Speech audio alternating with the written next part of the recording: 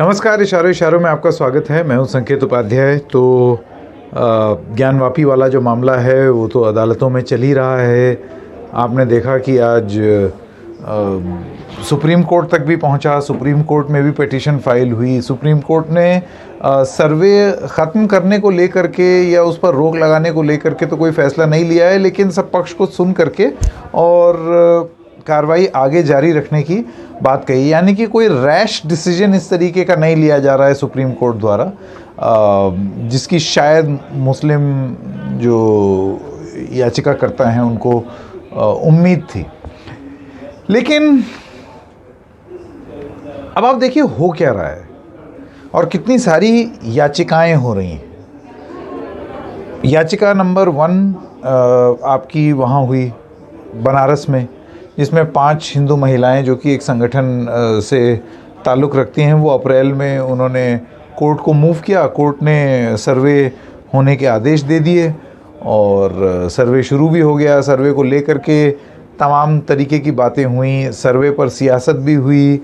सर्वे पर सवाल भी उठ रहे हैं कि ऐसा कैसा सर्वे जो है वो 2 दिन में सील बंद कवर में मान लिया जाएगा। जिसकी अगुवाई में हो रही थी उसी को कोर्ट ने निकाल बाहर कर दिया है। आप सोचिए, बड़ी विचित्र सी एक स्थिति है कि जिसकी अगुवाई में सर्वे हो रहा था, अब वो उस सर्वे से उसका कोई लेना देना नहीं है। तो ऐसा सर्वे जो है वो उस पर भरोसा कैसे किया जाए, ये एक सवाल है। इसी के बीच में अब वो जो शिवलिंग थ्योरी आई और फव्वारा थ्योरी आई कि वज़ू खाने के बीच में वो क्या है, फव्वारा है या शिवलिंग है, इसको लेकर के अब एक नई पिटीशन आ गई। वो पिटीशन ये कहती है कि नंदी भगवान जो है वो शिवलिंग का ही इंतज़ार कर रहे थे। तो अब एक जो ईस्टर्न वॉल है मस्जिद की, उसको हटा दिया जाए या दरवाज़ा खोल दिया जाए ताकि नंदी जी जो हैं वो वज़ू खाने के बीच में वो जो स्थान है उसको देख सकें। बाबा मिल गए, इस तरीके की बात हो रही है। ये भी एक याचिका दायर हो गई है। इसके अलावा सुप्रीम कोर्ट में भी हम जैसे आपको बता रहे हैं याचिका दायर हो गई है। तो ये सब के अलावा इसी का देखा देखी मथुरा वाले मामले में भी एक मथुरा लोकल कोर्ट में याचिका दायर हो गई है, ये कह के कि हमको ऐसा लगता है कि अब वज़ू खाने में ज्ञानवापी में जो शिवलिंग मिला है, हिंदू पक्ष का ये मानना है शिवलिंग मिला है, ये मिलने के बाद अब और ऐसे विवादित जगहों पर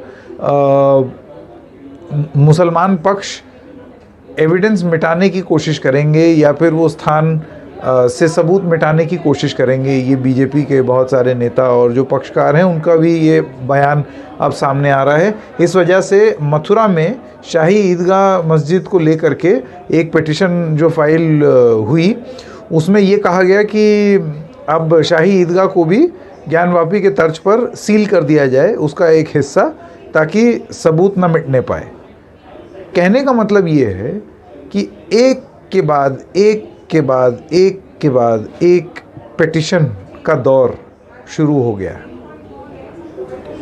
ऐसे में सवाल ये उठता है कि ये जो पिटीशनबाजी हो रही है, ये नेचुरली लोग कर रहे हैं, ये ड्यू प्रोसेस में पिटीशन हो रही हैं, या ये कोई सुनियोजित प्रयोग है। एक प्रयोग है जो भले ही अदालतों से गुहार लगा रहा हो, लेकिन प्रयोग राजनीतिक हो। क्या ऐसी स्थिति है?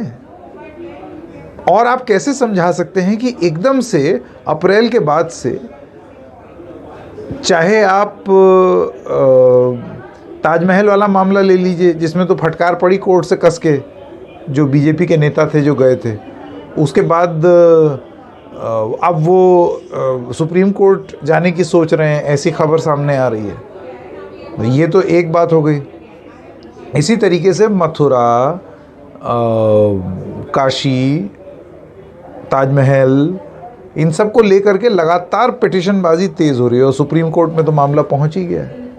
मुस्लिम पक्षकार भी जा रहे हैं, जो मुस्लिम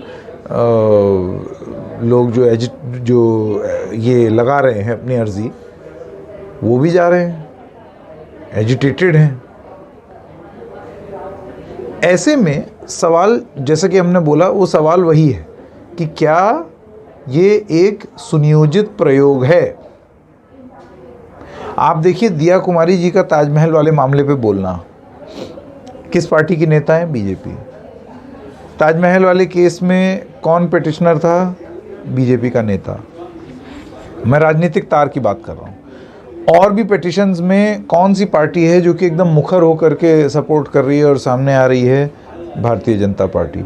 ऐसे में सवाल उठाए जा रहे हैं कि क्या ये जानबूझ करके एक माहौल तैयार किया है एक राजनीतिक रूप से लाभ उठाने का? दो चीज़ें हैं, ये हो भी सकता है और नहीं भी हो सकता। लेकिन हमारा ये मानना है कि अगर ये सिर्फ एक एकेडमिक एक्सरसाइज है, आप एकेडमिक एक्सरसाइज समझ रहे हैं कि मैं जानना चाहता हूं कि क्या ऐसी जो बातें जो हो रही हैं वो सच हैं या नहीं, और उसके बाद आप अदालतों में जाते हैं और अदालत कानून के हिसाब से ये तय करता है कि ठीक है कर लीजिए सर्वे या नहीं करिए या जो भी है, तो वो आपको अदालती प्रक्रिया मान्य होनी चाहिए। तो अगर इस लिहाज से अगर देखा जाए कि आप बस पता लगाना चाहते हैं कि क्या सच था, तो ये इसको कहा जाएगा एकेडमिक एक्सरसाइज, कि मैं जानना चाहता हूँ। भाई कोई चीज़ जानने की पुरातत्व विभाग अगर कुछ करना चाहे या कुछ राखी गढ़ी में देखिए अभी कितना कुछ मिला, तो ये तो बुरी बात नहीं है। लेकिन क्या ये सिर्फ एक एकेडमिक एक्सरसाइज है या एक माहौल बनाने का प्रयास है चारों ओर, कि एक माहौल इस तरीके का बन जाए कि अब अयोध्या के तर्ज पर ही आप एक राजनीतिक मूवमेंट खड़ा करें? अब इस लिहाज में हम इस सिलसिले में हमने कई कार्यक्रम किए हैं कि ये उतना आसान भी नहीं है, क्योंकि वो एक कानून है प्लेसेस ऑफ वर्शिप एक्ट 1991, जो ये कहता है कि यथास्थिति बरकरार रहे। जो धार्मिक स्थल जिस तरीके का था 15 अगस्त सन 47 को, वो बिल्कुल वैसा ही रहे, वो बदले नहीं। लेकिन अब बीजेपी के बहुत सारे नेता या बहुत सारे ऐसे लोग इसको भी चैलेंज कर रहे हैं कि क्यों ये मान्य हो हमको। 1991 में बीजेपी ने उस समय वॉकआउट भी किया था जब ये कानून नरसिम्हा राव सरकार लेकर के आई थी, तो इसकी वैधता, वैलिडिटी पर भी सवाल उठाए जा रहे हैं। तो जब आप ये 3-4 चीज़ें जोड़ करके देखते हैं, कुछ पिटिशनर्स जो कि बीजेपी से डायरेक्ट ताल्लुक़ रखते हैं, कुछ पिटिशनर्स जिनको बीजेपी का समर्थन हासिल है, शिवलिंग वाली बात जो है वो आप सोचिए, जो रिपोर्ट थी, सर्वे था, वो सर्वे अभी सामने नहीं आया है, लेकिन उससे पहले ही इस बात का सामने आ जाना कि वो फव्वारा है या शिवलिंग है, और उसके बाद बीजेपी ने एक पूरा पॉलिटिकल कैंपेन माउंट कर दिया और बीजेपी के एक नेता जो हैं वो सामने आकर के ये बोलने लगे कि और मस्जिदों पर भी इस तरीके से प्रतिबंध लगना चाहिए, कहीं वो एविडेंस ना मिटा दें। इसके बाद हमने ये वाली आपको बात बताई ही कि किस तरीके से माहौल बनाया जा रहा है, और अब ये बात बोली जाने लगी है कि वो प्लेसेस ऑफ वर्शिप एक्ट जो है कानून, उसको रिवाइज़ किया जाए।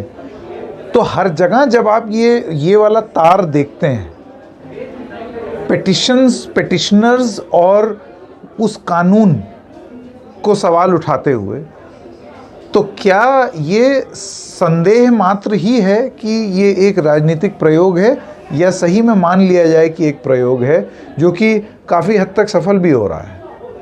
आखिरकार ये इतनी देर से हम किस विषय पे बात कर रहे हैं? तो क्या अयोध्या दोहराने का एक प्रयास है? राजनीतिक रूप से एक मूवमेंट बनाने का एक प्रयास है, धार्मिक आधार पर, भावनाओं को लेकर के? और जो आरोप है वो राजनीतिक रूप से बीजेपी पर ये पड़ता है कि आप ये कर इसलिए रहे हैं ताकि कोई महंगाई पे ना चर्चा कर ले, अर्थव्यवस्था पे ना चर्चा कर ले। उस पर भी चर्चा करेंगे, उस पर अलग हमारी डिबेट और बहस चल रही है। लेकिन ज्ञानवापी वाला मुद्दा जो है, और जो और अदालतों में अलग अलग पिटिशन्स फाइल हो रही हैं, ये जो धनाधन पिटिशन का दौर है, क्या ये एक राजनीतिक प्रयोग है? हमने एक सिलसिलेवार तरीके से आपको बताने की कोशिश की कि हमारा विश्लेषण क्या है। आप क्या मानते हैं ये आप तय कीजिए।